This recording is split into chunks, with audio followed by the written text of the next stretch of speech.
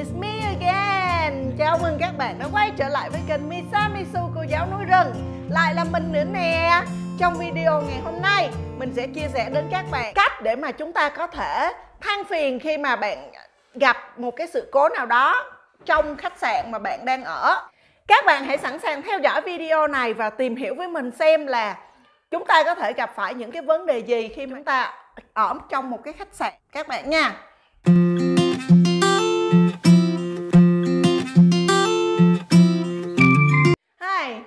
Bây giờ bước vô phòng rất là đẹp. Nhưng mà tại sao trong tủ không có một cái móc áo nào hết vậy trời? Không hề có một cái móc áo nào hết.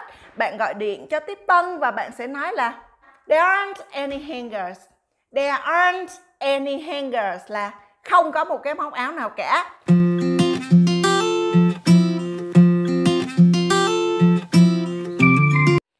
Vấn đề thứ hai bạn có thể gặp khi mà bạn ở một cái khách sạn đó là ủa, trời ơi sao nước gì mà không có nóng vậy? Không có nước nóng trong phòng. There's no hot water. There's no hot water. Không có nước nóng.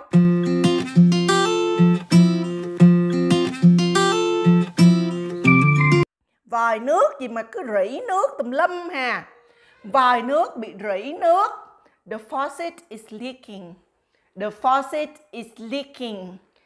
The faucet is leaking. Leak là nhỏ giọt. Faucet là vòi nước. Vòi nước bị rỉ nước sẽ là the faucet is leaking.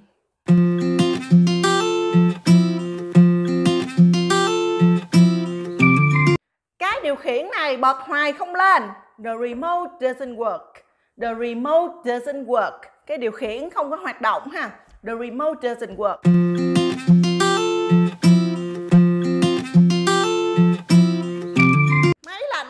Máy lạnh không chịu hoạt động. The AC doesn't work. Hoặc các bạn cũng có thể nói là the AC isn't working. Hai kiểu đều được. The AC doesn't work. The AC isn't working.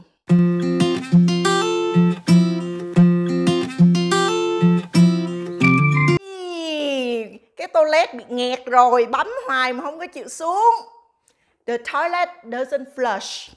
The toilet doesn't flush là bồn cầu bị nghẹt.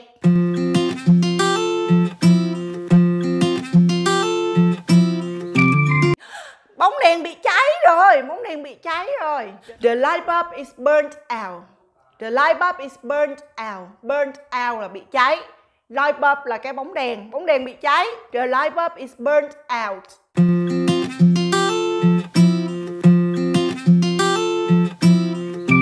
TV bật có hình mà không có tiếng.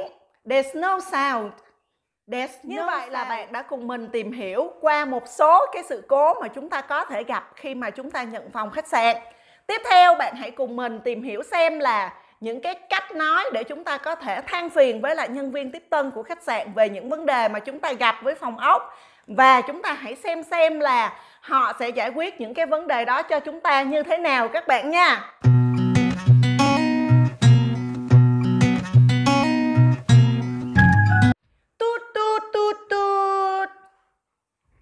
Front desk, how can I help you?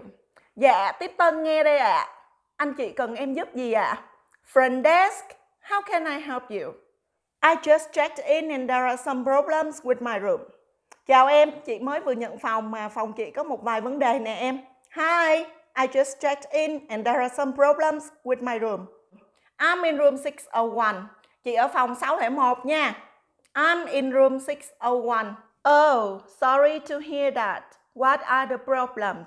Ồ vậy hả chị? Dạ, em xin lỗi ạ. Chị cho em biết cụ thể là chị gặp vấn đề gì vậy ạ? Oh, sorry to hear that. What are the problems? Well, first, the bedside lamp isn't working at all. Rồi, để chị kể nha. Thứ nhất nè, cái đèn ở đầu giường của chị á, nó không có chịu bật. Cái đèn ngủ để ở đầu giường của chị đó, bật nó không có sáng. Well, first, the bedside lamp isn't working. Bedside lamp là cái đèn để ở đầu giường ngủ các bạn nha. Bedside lamp. Dạ, để em cho người lên thay bóng đèn cho chị nha. It may need a new light bulb. It may need a new light bulb. Chị cũng nghĩ như vậy đó. That's what I thought. That's what I thought. Với lại còn vấn đề nữa là cái vòi nước ở trong nhà tắm của chị nó bị rỉ đó em. And the faucet in the bathroom is leaking. And the faucet in the bathroom is leaking. Chị không có tắt được. I can't turn it off. I can't turn it off. Dạ, để em cho người lên coi liền nha chị. Để em cho người lên coi liền nha chị. I'll get someone to come and look at it. I'll get someone to come and look at it. Với còn vấn đề này nữa nè, sao em không chịu bỏ khăn vô phòng cho chị vậy? And one more thing, there are no towels in the bathroom. And one more thing, there are no towels in the bathroom. Dạ, để em nói dọn phòng đem lên cho chị liền nha. Dạ, để em nói dọn phòng đem lên cho chị liền nha. Oh, ask the housekeeping to send you some right away. I'll ask the housekeeping to send you some right away. Rồi, được rồi, cảm ơn em nha. Great, I really appreciate it. Thank you. Great, I really appreciate it. Thank you. Em cảm ơn chị nhiều. Cảm ơn chị đã kiên nhẫn và thông cảm với tụi em. Thank you for your patience. Thank you for your patience. Như vậy là chúng ta đã tìm hiểu xong những cái câu mà giao tiếp giữa khách và nhân viên khách sạn khi mà họ gặp một cái vấn đề, một cái sự cố nào đó về cái phòng ốc ở cái nơi mà họ đang ở.